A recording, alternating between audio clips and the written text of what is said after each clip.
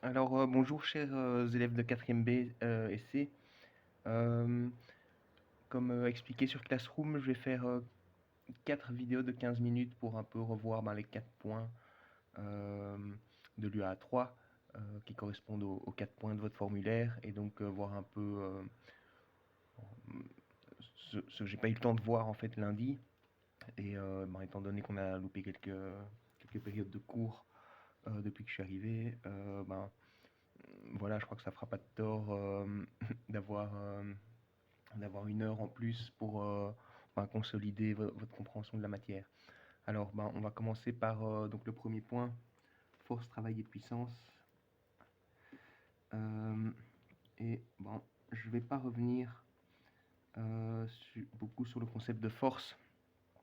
Je pense que maintenant vous êtes drillé avec ça. C'est faire la synthèse en 4 slides que j'ai publié sur Classroom.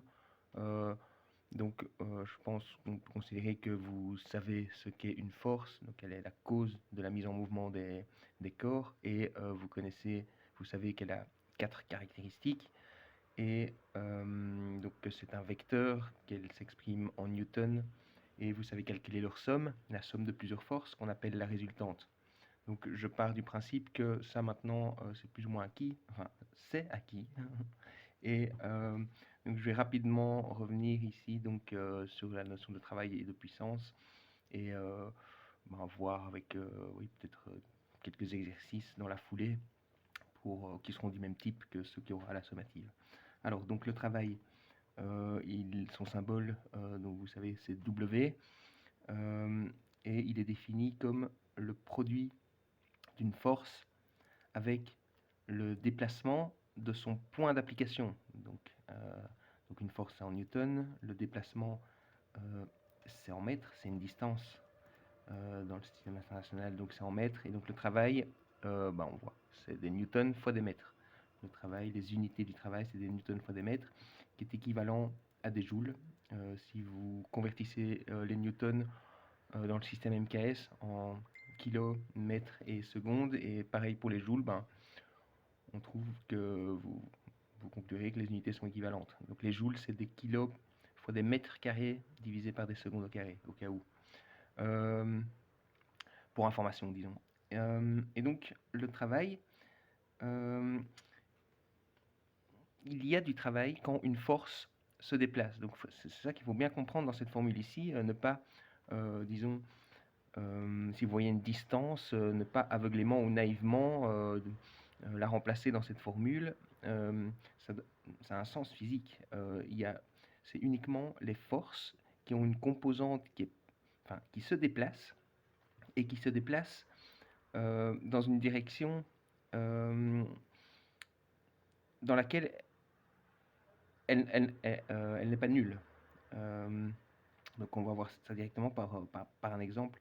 Imaginons une caisse sur le sol, donc on a attaché avec une corde, disons qu'on a enlacé, voilà, ici, et, euh, et une personne tire cette caisse, hop, ici, avec une force horizontale, qu'on va appeler une force voilà, une force de traction. C'est un vecteur, je mets une petite flèche au-dessus.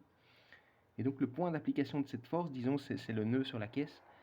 Et donc la personne applique, on fait l'hypothèse qu'elle applique une force constante et que ce faisant, elle déplace cette caisse, ce corps, d'une certaine distance. Donc je vais le représenter ici une certaine, après une certaine durée, après un certain temps, elle aura avancé. Euh, il y a toujours la force de traction ici. Et donc la caisse euh, se sera déplacée d'une certaine distance d vers la droite. Et donc dans ce cas-ci, on regarde le travail effectué par ou sur la caisse. Donc je veux dire le corps qui nous intéresse parce qu'il y a plusieurs corps ici. Il y a la personne, il y a la corde, il y a la caisse. Donc on s'intéresse ici à la caisse. Et la caisse, il y a une force qui s'applique sur elle. Donc la force de traction de la personne qui tire. La personne applique une force sur la corde et à son tour, la corde applique une force sur la caisse. Mais donc la caisse, il y a une force qui agit sur elle, la force de traction vers la droite. Et cette force, son point d'application se déplace. C'est ça qui est important dans le travail, il y a du travail uniquement si le point d'application de la force se déplace. Le D ici dans la formule, c'est le déplacement du point d'application de la force qui intervient dans la formule. Si la force ne se déplace pas, la distance est nulle et donc le travail est nul. Mais ici, le point d'application de la force se déplace. Il se déplace d'une distance D entre l'instant initial ici et l'instant final, d'une distance petit d ici. Et donc c'est cette distance-là donc, qui intervient dans la formule du travail. On peut faire par exemple une application numérique. Imaginons que la personne tire avec une force de traction de, je ne sais pas, 15 newtons et qu'elle déplace la caisse sur une distance de 10 mètres. Donc ça, on nous donne et on aimerait bien savoir quel travail elle a réalisé, cette personne. Donc, c'est un cas trivial ici. Le travail, ce sera donc le produit de la force avec le déplacement de son point d'application, c'est-à-dire la distance D. Donc dans ce cas-ci, ce sera 15 newtons fois 10 mètres, c'est-à-dire 150 newtons fois mètre, ou newton mètre. Sans le point, ça revient au même. Ou encore 150 joules. 150 joules.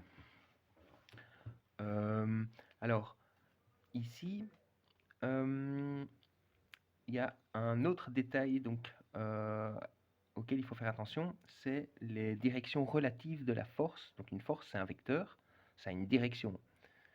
Ici, la direction, c'est vers la droite. Et le déplacement, il a aussi une direction. On se déplace vers la droite ou vers la gauche. Et le travail, donc c'est le produit de la force et du déplacement, mais donc si la force est dans le sens contraire du déplacement, ici ce n'est pas le cas, mais si la force était dans l'autre sens, à ce moment-là, les deux grandeurs qui sont en fait des vecteurs normalement dans cette formule, auraient un sens opposé et donc il y aurait un signe moins.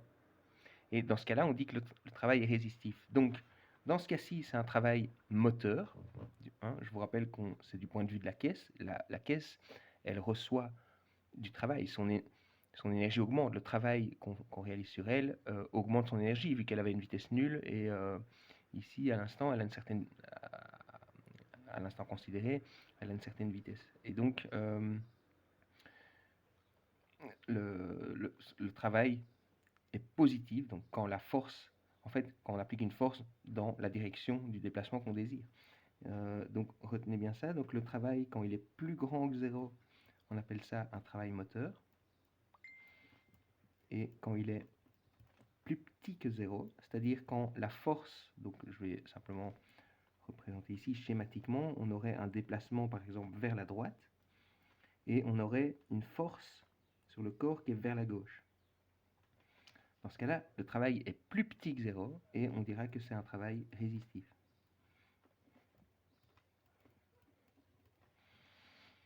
Alors, dans le cadre de ce cours, on va uniquement considérer des situations où le déplacement est parallèle à la direction de la force. Donc, on a vu, parallèle, ça n'empêche pas que ça soit dans le sens opposé. Ici, la force et le déplacement ont la même direction, mais des sens opposés. En toute généralité, on peut très bien imaginer que la personne tire dans une direction qui n'est pas parallèle au déplacement de la corde, parce que même si elle tire dans cette direction, la caisse va se déplacer dans ce sens-là. Mais en fait, la composante, si la force est oblique comme ça, vous savez que c'est comme si c'était la résultante de deux vecteurs, un vecteur horizontal et un vecteur vertical. Et dans ce cas-là, il y a uniquement la composante horizontale, c'est-à-dire la composante qui est parallèle au déplacement, qui va travailler.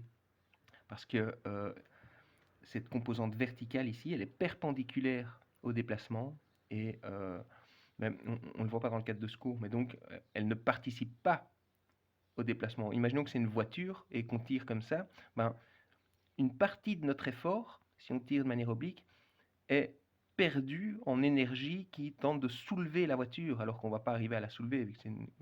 Et Et donc vous comprenez qu'il y a uniquement la composante dans le sens du déplacement qu'on souhaite qui va participer au travail, c'est-à-dire à augmenter l'énergie du corps, augmenter l'énergie du corps. Alors, concernant la puissance, vous voyez, dans le concept de travail, il n'y a pas de notion de temps. Une force en newton, il n'y a pas de notion de temps, et la distance, ce sont des mètres. Et donc, j'avais pris l'exemple au cours, monter un objet massif au sommet de la tour Eiffel, qu'on le fasse en 10 minutes ou en 30 minutes, ce sera le même travail, en l'occurrence mgh. Et donc, on sait pourtant que ça ne demande pas le même effort dans le deuxième cas, enfin dans le premier cas, on devra probablement le faire en courant. Et donc, la grandeur physique qui, disons, dévoile qui prend en compte cet aspect temporel, eh bien, c'est la puissance, donc de symbole P, et elle est définie naturellement comme la quantité de travail, mais qui prend en compte l'aspect temporel, donc divisé par la durée pendant laquelle ce travail a été produit. Donc son unité, l'unité de la puissance, c'est le watt, qui a le même symbole que la grandeur physique travail. Donc, il n'y a pas de confusion. W ici pour work, c'est le symbole du travail. Donc, on note pas ces unités, c'est le symbole. Et tandis que le W, qui est l'unité de la puissance, c'est le symbole du watt. Donc W pour watt. Et on voit ici que 1 watt, ce sera 1 joule, le travail est en joule, divisé par 1 seconde. Donc par définition, 1 watt, c'est 1 joule fois 1 seconde. 1 joule divisé par 1 seconde, pardon. 1 watt, donc la puissance, c'est un débit de joule. Je vous ai déjà dit plusieurs fois. Donc c'est une quantité d'énergie par unité de temps. Et à l'inverse, l'énergie, si on inverse la relation ici, l'énergie ou le travail, donc une grandeur qui s'exprime en joules, ce sera une puissance pendant une certaine durée. Et donc là, on multiplie. Donc, les joules, autrement dit, les joules, ce sont des watts fois des secondes. Donc, dans les 2 dernières minutes, on va voir un petit exemple tout simple de nouveau avec une ampoule, mais c'est parce que bon, je pourrais prendre un aspirateur à 300 watts. Voilà. Imaginons qu'on aimerait connaître l'énergie électrique consommée par un aspirateur d'une puissance de 300 watts qui fonctionne pendant une durée delta T de, disons, 30 minutes. On va directement convertir en heures et en secondes. Donc 30 minutes, c'est 30 fois 60 secondes, c'est-à-dire 1800 secondes, mais c'est aussi 0,5 heures. Et c'est une application directe donc, de la formule ici. On aimerait connaître l'énergie ou le travail, donc c'est la puissance pendant une certaine durée. Donc l'énergie électrique consommée, je vais un peu relever la feuille, donc ce sera la puissance fois la durée pendant laquelle on utilise la machine qui a cette puissance. Et donc ici, ce sera 300 fois, alors si on exprime l'énergie en joules, on est dans le système international, et donc il faut exprimer les durées en secondes. Donc ce sera 300 fois 1800 secondes, et donc ça, ce sera un résultat en joules. 300 watts fois 1800 secondes, ce sont des joules. Et donc, je fais vite rapidement, 300 fois 1800, ça fait 540 000 joules donc. Et il y a une autre manière facile sans faire cette multiplication par 3600 ou par 60 ici, parce que c'est moins d'une heure, mais sinon c'est d'exprimer dans une autre unité équivalente au joule qui est le watt seconde, mais donc on convertit en wattheure. Et donc dans ce cas-là, l'énergie, ce serait 300 watts fois 0,5 heures, et donc on a 150 watts heure. ou bien 0,15 kg.